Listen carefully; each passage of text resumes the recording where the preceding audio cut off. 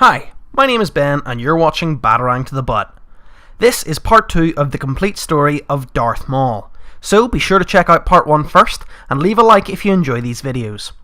Also, everything in this particular video happens during the 5th season of Clone Wars, a great season in a great show. Therefore, all of the footage I use here belongs to Disney and Lucasfilm. This chapter of Maul's life takes place in the year 19 BBY, so there is no need to show the year in the corner like last time. Now, with that all being said, let's get into it. Throughout the Clone Wars, Maul uses a single-sided lightsaber. This is because the other end was cut off by his arch-nemesis, Obi-Wan Kenobi, in The Phantom Menace, 12 years before all of this. It's a shame, but don't worry, he will get another very cool weapon later. And then he uses a double-sided lightsaber in his later life. After Maul's first dramatic reunion with Kenobi, which I discussed in the first video, he and his brother Savage Opress continue to make themselves known by going on a killing spree throughout the galaxy, taking out as many Jedi as they can. Maul then plans to use the ongoing Clone Wars as an opportunity to grow his forces. He starts by attempting to overthrow Captain Hondo, a notorious smuggler pirate. But Hondo alerts the Jedi, setting Kenobi on the Night Brothers' trail again. This time, however, he has Jedi backup. The backup turns out to be a bit useless though, as she is literally headbutted to death by Savage Opress. The brothers continue to mercilessly hunt down Kenobi until he manages to chop off Savage Opress's arm, effectively making him pretty armless. Maul decides that their plan is ruined, and so turns his attention to protecting his brother. They abandon Kenobi, but during their escape, Maul gets one of his robotic legs blown off. The pair manage to escape, but their emergency craft is not built for long travels, and so it begins to run out of oxygen and fuel.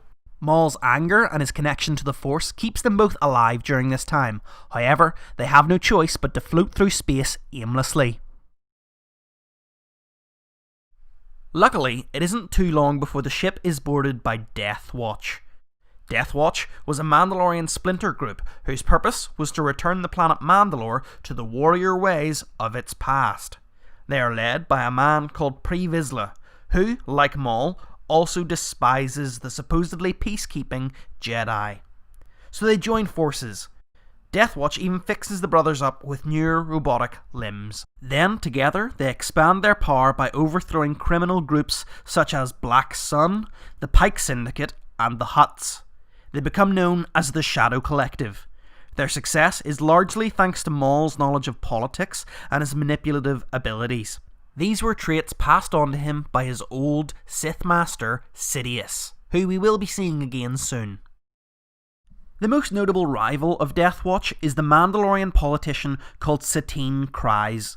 She campaigns for peace and tries to maintain Mandalore's neutrality during the Clone Wars, something that Death Watch is very much opposed to.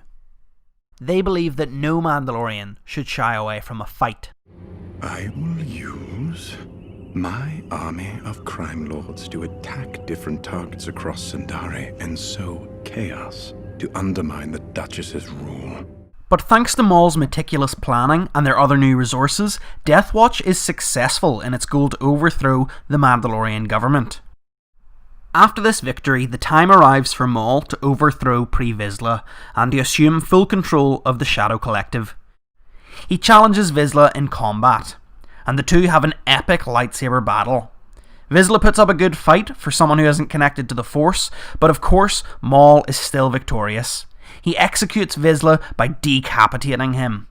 Only the strongest shall rule. This meant that the ancient Mandalorian weapon, the Darksaber, also now belonged to Maul. I actually already have a video about the Darksaber, so if you want to know a bit more about its history, I will link that in the comments below. This sudden takeover splits Death Watch's loyalties, many of them believing that Mandalore should be exclusively ruled by a Mandalorian, while the rest stay true to their traditions. Vizsla was defeated in combat, fairly. After all, this is the way. This is the way. This is the way. Sorry, what is it? This is the way. Oh yeah, cool. Now, I know it's been a bit political here and a bit boring, but please stick with me. In this second half, there's a lot more fighting and stuff. Duchess Satine Kryze was of course caught up in the middle of all this. She tries to convince the people of Mandalore that this is all a ploy, but unfortunately, thanks to Maul's manipulations, she no longer has the faith of the people. Vizsla's death was pinned on Satine, while Maul reinstated an older, corrupt politician as his new puppet leader of Mandalore. Satine sends a message out to Obi-Wan Kenobi requesting help, but because of Mandalore's neutral status, the Jedi Order cannot come to her aid, so instead, Kenobi must go alone. Long ago, Satine and Kenobi were once in a relationship, although it is pretty clear that they both still have feelings for one another. Kenobi had even previously admitted that he would have left the Jedi Order for her, if only she had asked. Alright. Had you said the word, I would have left the Jedi Order. That is touching.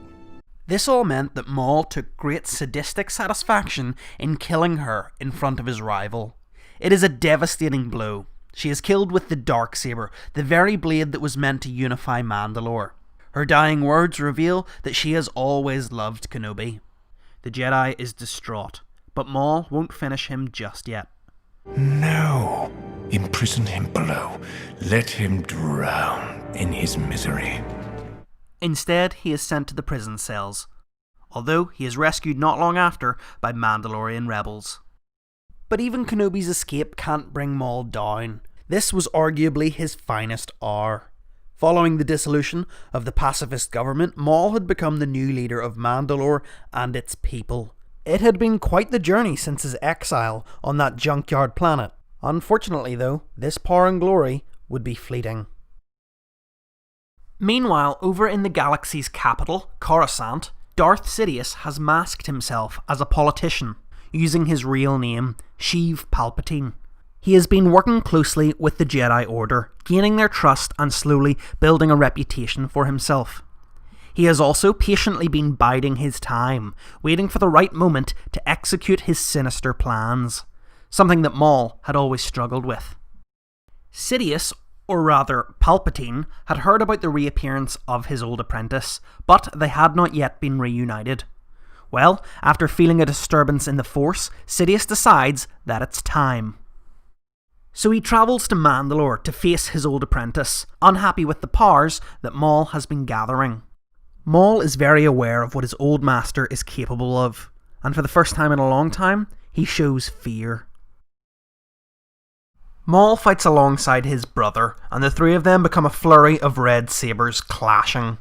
Unfortunately, despite having his own powers grow under the tutelage of Maul, Savage Opress stood no chance. Maul watches as one of the only people that he ever cared about is brutally taken out. As he dies, Savage apologises for not being a worthy apprentice to Maul. But Maul isn't given long to mourn. The battle rages on. He now ignites the Darksaber as well. He and Sidious are arguably matched in terms of their abilities with a lightsaber, but Maul is ultimately defeated by Sidious's Force abilities. He is far from the apprentice that he once was, but Maul is still not powerful enough to defeat his old master. Sidious does not kill him though. Instead, he takes Maul prisoner.